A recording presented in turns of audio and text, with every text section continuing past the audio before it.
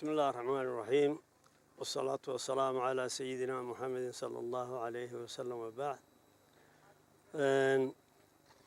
وسلامتين ولدينا مع الصحافة ديمان تالك نوغيمي وحا سومالي لأن دادكيدي دقاها ودا تاغن كلها أنه حالة دالك كسعوطا إنا نوحكن إلهنا واجب تيبانو ندونينا إنا نوكن إلهنا dad ka soo hadlayna way jiraan oo xisbiyada iyo muxuu ahaa salaadiin iyo dad kale oo ka hadlayna way jiraan taariikh yar haddaan dib ugu noqono waxa weeyaan dalkan waynu Soomaaliya waynu ku khasaaray waynu ka soo goosannay wuxuu inagu joogaa dhiig badan dhimasho badan burbur badan maanta kii aynu ka hadli lahayn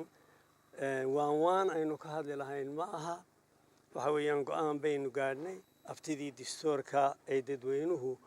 ayaa gaadhay go'aanka lagu gaadhay in Somaliland la soo noqonay xorriyadii aynu tuuray 60kii kolka horta wax madaxweyne iyo wasaarado iyo baarlamaan bedeli karo midna ma aha haddana tiyo sidaa tahay ayaa qodqodkii baa batay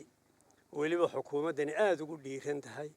oo ay wadaan muxuu ahaa sidii Soomaaliya wax loola yeelan lahaa wax loo qaybsan lahaa taasoo aan wax meesha qabata ahayn waxa laga bilaabay shirkii Ingiriiska ee u horeeyay ee uu lagu casumay qaybihii Soomaaliya is haystay iyo dadweyne badan oo la leeyahay heshiisiintooda iyo sidii loo xaali lahaa iyo maalgelintooda ayaa laga hadlayaa